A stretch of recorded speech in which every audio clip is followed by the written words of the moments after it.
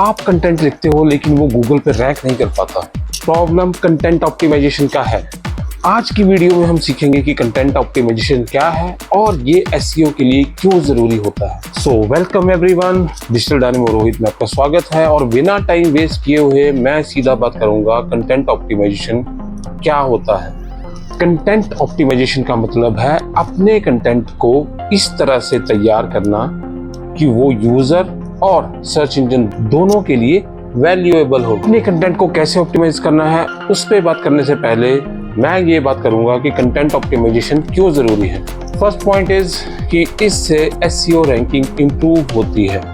Obviously content जब आपका user engaged content होगा, ठीक है, तो आपकी रैंकिंग ऑटोमेटिकली वो इंक्रीज करेगा। सेकंड पॉइंट है इसमें कि यूजर को बेटर एक्सपीरियंस मिलता है। जब आपका कंटेंट यूजर की सारी क्वेरीज के आंसर कर रहा है, ठीक है, जो यूजर वहां पे सर्च करने आया है वो सब आप उसको आंसर वहां पे अपने कंटेंट में दे रहे हो, तो यूजर एक्सपीरियंस इंप्रूव करेगा और बेटर होगा। थर्ड पॉइंट है इसमें कि ये यूजर की एंगेजमेंट और कन्वर्जन्स को हाई करता है। कैसे? यूजर ऑब्वियसली ज्यादा देर तक टिकेगा उस पेज पे जहाँ पे उसको अपनी क्वेरीज के आंसर मिल रहे हैं, ठीक है, जो वो वहाँ पे सर्च करने आया है, जो उसको चाहिए, उन सब चीज़ों के उसको आंसर वहाँ पे मिल रहे हैं, तो यूज़र ऑब्वियसली ज़्यादा देर तक टिकेगा। That is user engagement. तो वो बढ़ेगी ऑब्वियसली जब वहाँ पे अच्छा कंटेंट उसको मिलेगा।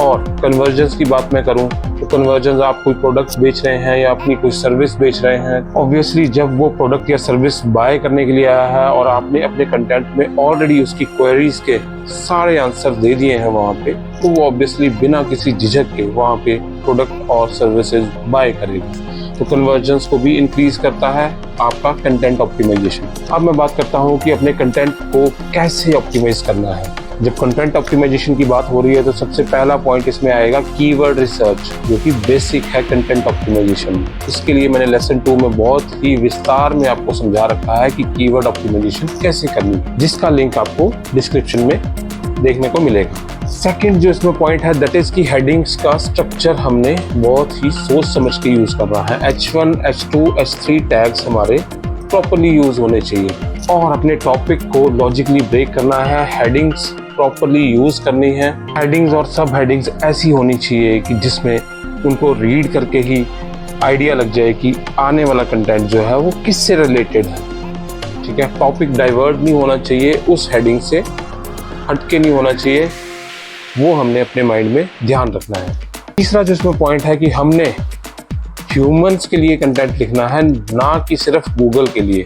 बहुत से कंटेंट राइटर्स ये मिस्टेक करते हैं कि वो गूगल को ध्यान में रखते हुए कंटेंट लिखते हैं, ठीक है, कीवर्ड्स स्टफ करते हैं गूगल को ध्यान में रखते हुए, बट हमारा जो कंटेंट है वो अल्टीमेटली ह्यूमंस ने पढ़ना है।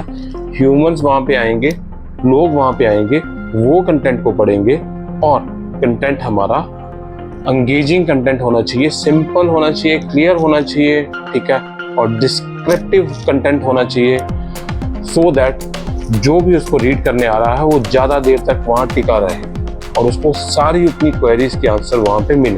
अपने कंटेंट में इंफोग्राफिक्स और इमेजेस का यूज़ करें विद आर्ट टेक्स्ट, ठीक है, तो वो भी कंटेंट को यूज़र एंगेजिंग कंटेंट में कन्वर्ट करता है। जब वहाँ पे इमेजेस हम यूज़ करेंगे, ठीक है, अपीलिंग इमेजेस यूज़ करेंगे, तो वो कंटेंट को और बढ़िया बेहतर तरीके से रिप्रेजेंट करने में हेल्पफुल होता है। फिफ्थ जो इसमें पॉइंट है कि मोबाइल फ्रेंडली और फास्ट लोडिंग होनी चाहिए पेजेस की, सो दैट यूज़र की फ्रस्ट्रेशन को हम अवॉइड कर सकें। जब भी वहाँ पे कोई यूज़र आ रहा है और वो पेज आपका लोड नहीं हो रहा है जल्दी, तो यूज़र को फ्रस्ट्रेट करती है ये चीज़, ध्यान में रखिएगा ये बात। और अब बात कर लेते हैं कि हमने कॉमन मिस्टेक्स क्या अवॉइड करनी है कंटेंट ऑप्टिमाइजेशन में। पहला पॉइंट है इसमें कीवर्ड स्टफिंग। जब आप एक ही कीवर्ड को बार बार अननेचुरल तरीके से कंटेंट में, मैं कहूँगा कंटेंट में ज़बरदस्ती आप उसको डाल रहे हैं, तो दैट इज़ कीवर्ड स्टफिंग। उसको अवॉइड करना है। नेचुरल वे में कीवर्ड स्टफ होने चाहिए, ओवर यूज़ नहीं करना है किसी भी कीवर्ड का। मेटा डिस्क्रिप्शन, मेटा टाइटल, इसको इग्नोर बिल्कुल भी नहीं करना है। और ये टाइटल और डिस्क्रिप्शन आपके बहुत ही ज़्यादा हेल्पफुल होते हैं कंटेंट को रैंक करने में। सो गाइस, बहुत ही ध्यान से ये चूज करना है मेटा डिस्क्रिप्शन और मेटा टाइटल्स आपके। अपने कंटेंट में लंबे लंबे पैराग्राफ्स ना रखें, प्लीज उनको अवॉइड करें, क्योंकि ये यूजर को बोरियत फील देते हैं। एक लंबा पैराग्राफ होगा, उसमें कोई हेडिंग नहीं होगी, तो वो एक बोरिंग कंटेंट लगेगा।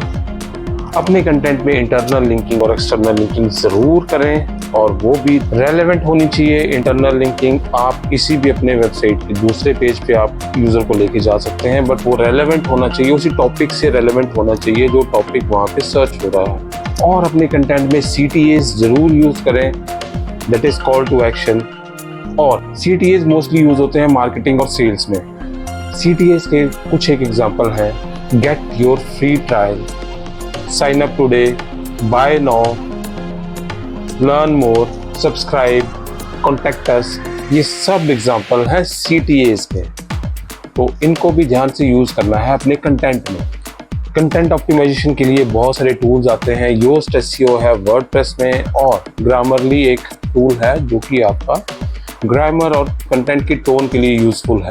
सो ये थी हमारी वीडियो, कंटेंट ऑप्टिमाइजेशन क्या है और ये क्यों जरूरी है SEO में। नेक्स्ट हमारा लेसन जो रहेगा, लास्ट लेसन है SEO कोर्स फॉर बिगिनर्स में लिंक बिल्डिंग के ऊपर। अगर आपको ये वीडियो यूजफुल लगी हो तो लाइक और सब्सक्राइब जरूर करें, और कंटेंट ऑप्टिमाइजेशन से रिलेटेड कोई भी क्वेरी हो आपकी तो आप मुझे नीचे कमेंट सेक्शन में जरूर पूछ सकते हैं। तो जल्द मुलाकात होगी, तब तक के लिए गुड बाय।